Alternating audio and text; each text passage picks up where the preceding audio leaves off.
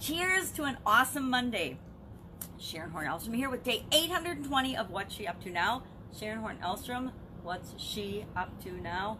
Not a great name, but 820 days ago when I was trying to think of how I was going to capture what it is I was doing as I transitioned from the brick and mortar world, the corporate world of business, to the online world, I just needed a place to keep track of what I was doing and kind of to document my journey. And 820 days later, I'm still calling it the same thing because I haven't thought of a better name. I could probably think of a better name now, but I haven't done it yet. And again, it's the video log of what I'm doing to duplicate the offline success that I've had in business and in life online. Now, you might be thinking and asking, it's 820 days and you're not done yet?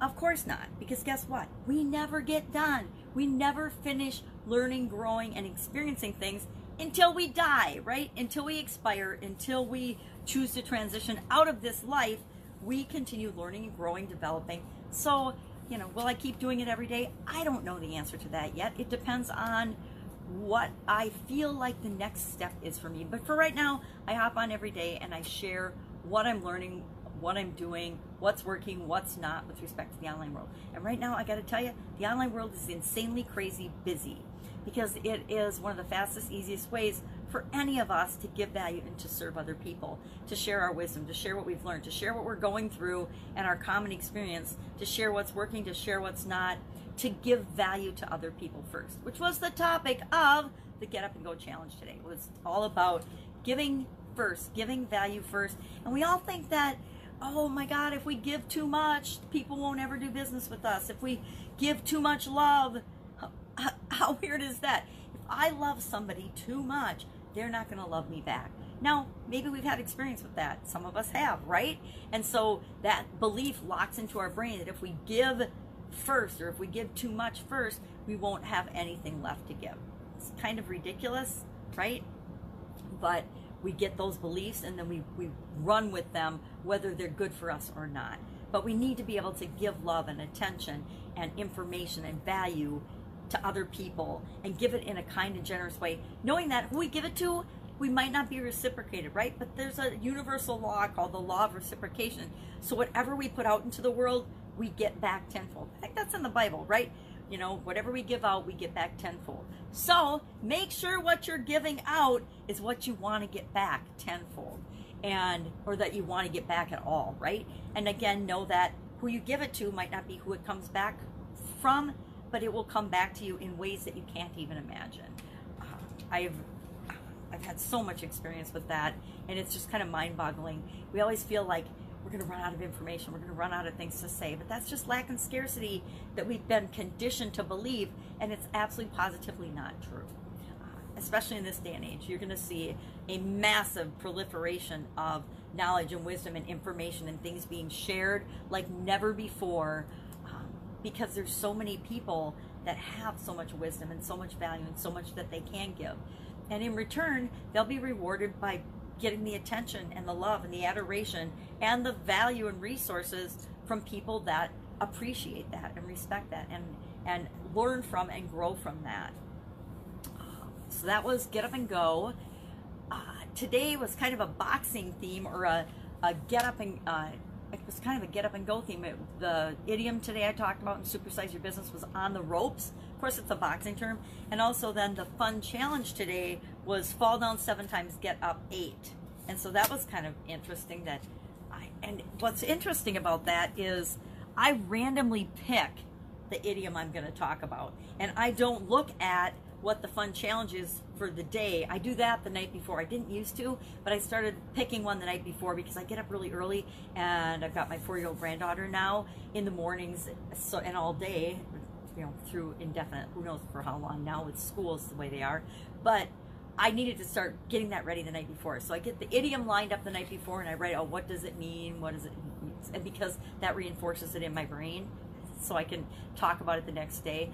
And then I look in the morning in the 365-day do one fun thing every day book for my fun challenge, which is my voice warmer upper, right? And I wanted to have more fun in my life because the last couple of years haven't felt like they were super duper fun. So I decided this year I wanted to have more fun. And it wasn't until after I started doing the challenge that I used my magnifying glass and I realized that on the back of the book it says for ages 6 to 9. Now, it's still appropriate for us adults, because even if we're 60, we would like to behave sometimes and experience things like a 6 to 9 year old. One of the most amazing things about hanging out with my 4-year-old granddaughter is that I get to experience the wonder and the joy and the awe that she has for the world as she's learning new things and growing. It's such an amazing experience. And so the same thing applies to the fun challenge. It's a 365-day challenge to do one fun thing every day. And aren't we all looking for a fun thing to do? And guess what? No matter where we are, no matter what we're doing, no matter how we're quarantined, we can still find one fun thing to do or experience every day. And if you don't have an idea, this is where you get it. I mean, I wouldn't have thought of how do I get up after something bad has happened to me today and sharing that in the comments below. But I guarantee something funny is going to happen to me today, and I'm going to fall down and I have to get back up again. Hopefully not literally, but some days it's literally I fall down, right? I slid down the stairs one day, or I trip in the living room, or I trip outside. We have a giant step. It's too high outside, and so sometimes I trip going off of that a little bit. I don't fall down, that would be bad, but I do trip a little bit, and then I just have to straighten myself up and hope nobody saw and move on about my day. So it's interesting when the idiom that I pick out the night before actually ties into the fun challenge for the day. I think that that's really an interesting coincidence or synchronicity or whatever it is. So that is the topic of fun and get up and go, and I don't know, whatever else. And I'm reading books. I'm reading a book a day for Apple Beckford.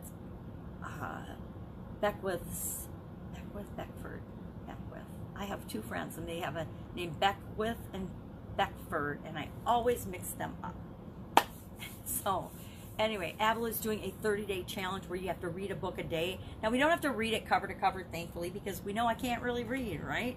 I've been listening to books. I've been doing a combination of listening to audiobooks and then blowing up on my big screen TV books, and then going through them and finding. She teaches us a method which is really powerful. She teaches you a method to extract the information that you really need and want from a book without having to read it word for word. And it's a really powerful method, and I guarantee that after I've done it 30 times, it will be how I do everything moving forward, and am able to consume information moving forward. So it's really a cool challenge to be participating in. Rise Up Challenge, today is the last day of that. They added 3 days. They added an additional weekend. It was originally a 20-day challenge. They made it a 23-day challenge.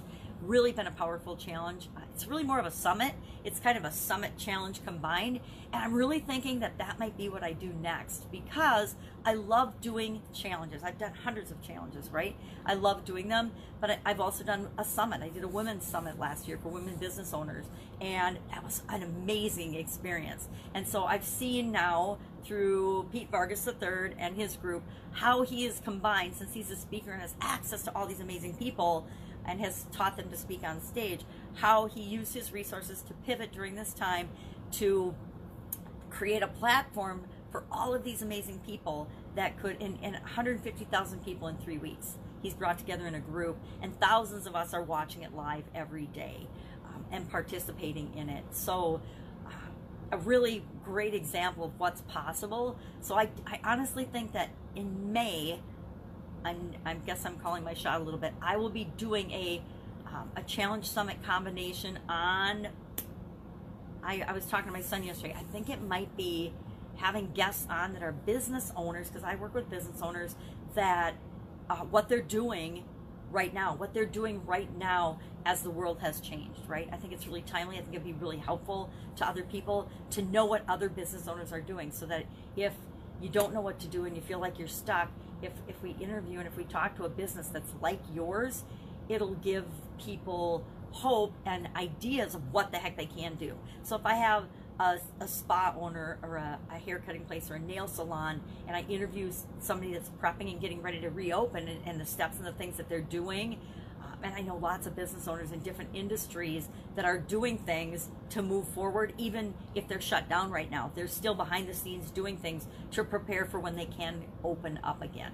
And then the ones that are running, interview some of them so that we can see the impact that it's had when they've had to, you know, quadruple or create and manufacture totally different products than they've ever manufactured in the past, because they're in high demand and we need them right now as a society.